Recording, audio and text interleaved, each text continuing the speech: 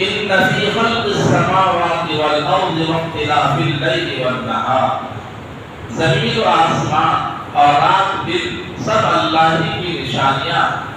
انسان سوچے سمجھے تو وہ ہر چیز میں خدا کی قدرت کا مشاہدہ کر سکتا۔ جو اللہ پر یقین رکھتے ہیں اور اس پر ایمان لاتے ہیں وہ سب سے زیادہ اللہ سے ہی محبت رکھتے ہیں۔ زمین و آسمان، رات اور دن کا جو نظام چل رہا ہے یہ سب اللہ کی نشانیاں ہیں۔ اللہ کو تلاشنے کی ضرورت نہیں، وہ بہت گہرائی میں جانی ہے۔ اللہ تک پہنچنے کے لیے ایک کھلی چیز ہے۔ آدمی آسمان کو دیکھے کہ آسمان اتنی چوڑی چلتی ہے، آسمان یہ زمین کس نے بنایا؟ پھر دن اور رات کا جو نظام قائم ہے، نظام کس نے قائم کیا؟ اس میں ذرا کمی بیشی نہیں ہوتی۔ وقت پہ سورج ڈوبتا بھی ہے، وقت پہ سورج غروب بھی ہوتا ہے، ہمیں روشنی بھی ملتی ہے اور رات کی تاریکی بھی میسر ہے۔ یہ ساری چیزیں کس نے بنایا، کس نے کیا؟ جب ہم غور کریں گے آسمان اور زمین میں تو معلوم ہوگا کہ اللہ جو ہم سب کا مالک ہے، خالق ہے، اور یہ اللہ کی نشانیاں ہیں۔ جتنی چیزیں ہمیں نظر آ رہی ہے یہ سب اللہ کی نشانیاں ہیں۔ تو انسان ان چیزوں کے اوپر غور کرے تو اس کو خود بخود قدرت کا مشاہدہ ہوگا کہ قدرت کیا چیز ہے، اور قدرت نے یہ سارا نظام چلا رکھا ہے، بنا رکھا ہے۔ اس لیے ہمیں خود اپنی ذات کے اندر غور کر لیں تو ہمیں خدا یاد آ جائے گا کہ ہمارے جسم کے اندر اللہ نے کیا کیا چیزیں بنا کر رکھی ہیں۔ آنکھ کی طاقت ہے، دیکھنے کی طاقت، سننے کی طاقت، سونگنے کی طاقت، بولنے کی طاقت، سوچنے اور سمجھنے کی طاقت، پھر ہمارے جسم کے اندر حرکت اور یہ جسم کے اندر طاقت و قوت، یہ ساری چیزیں اللہ کی نشانیاں اور اس میں اللہ کی قدرت کا مشاہدہ ہوتا ہے۔ اس لیے میرے محترم دوست اور دوستوں، جو لوگ اللہ پر ایمان رکھتے ہیں اور یقین رکھتے ہیں وہ سب سے زیادہ اللہ سے محبت کرنے والے ہوتے ہیں۔ ہمارا یقین اللہ کو ہونا چاہیے اور ہمارا بھروسہ بھی اللہ کو ہونا چاہیے، تو یقیناً ہمارے دل میں اللہ کی محبت پیدا ہوگی اور یقین پیدا ہوگا۔ یا ایھا الناس کلوا مما فی الارض حلالا طیبا، اللہ نے پاکیزہ اور حلال چیزوں کے استعمال کا حکم دیا اور حرام مردہ چیزوں سے بچنے کی ہدایت دی اور شیطان کی پیروی سے منع کیا۔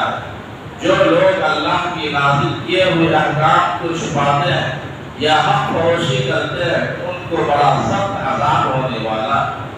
اللہ تبارک و تعالیٰ یہاں پہ ہمیں حکم دے رہے ہیں کہ پاکیزہ چیز تم کو اللہ نے تمہارے لیے حلال کیا اس کو کھاؤ۔ مطلب یہ ہے کہ جو چیز ہمارے لیے حلال ہے اس کو حلال جانا ہے، اسی کا استعمال کریں، اور جو چیزیں ہمارے لیے اللہ نے حرام قرار دیا اس کو حرام جانا ہے، اس سے بچنے کا اہتمام کریں۔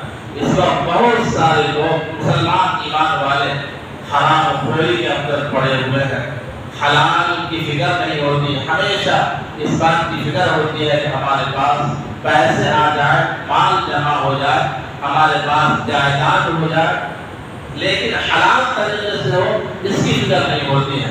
اللہ کہہ رہا ہے حلال طریقے سے کھاؤ، حلال چیزیں کھاؤ۔ میرے محترم دوستو، حلال چاہے جتنا آپ کما لیں، چاہے جتنا جمع کر لیں، کوئی مطلب نہیں ہے، حلال ہونا چاہیے۔ اور حرام تو ایسی چیز ہے کہ گناہ ہے، اس کا حساب دینا ہوگا، حساب کو حلال کا بھی دینا ہوگا، حرام کا حساب بھی دینا ہوگا، پھر سزائیں بھی ہوگی۔ اس لیے ہمیں چاہیے کہ ہم پاکیزہ زندگی گزاریں، پاکیزہ چیزیں کھائیں، یعنی جو چیز ہمارے لیے اللہ نے حلال کیا اس کو حلال جان کر کے کھائیں، اور جن چیزوں کو اللہ نے حرام کیا اس کو حرام جانیں اور ان سے بچنے کی کوشش کریں۔ اسی طریقے سے جو لوگ اللہ کے نازل کیے ہوئے احکام کو چھپاتے ہیں یا حق فروشی کرتے ہیں ان کو بڑا سخت عذاب ہونے والا۔ یعنی اللہ تبارک و تعالیٰ کی طرف سے جو بات حق ہے اس کو حق کہنا، واضح کر دینا، اس کو چھپا کر کے بیان کرنا، چھپا کر کے بتانا، آدھی باتیں بتانا، آدھی باتیں نہ بتانا، یہ بہت بڑی بات ہے، جس پر اللہ کا سخت عذاب ہوگا۔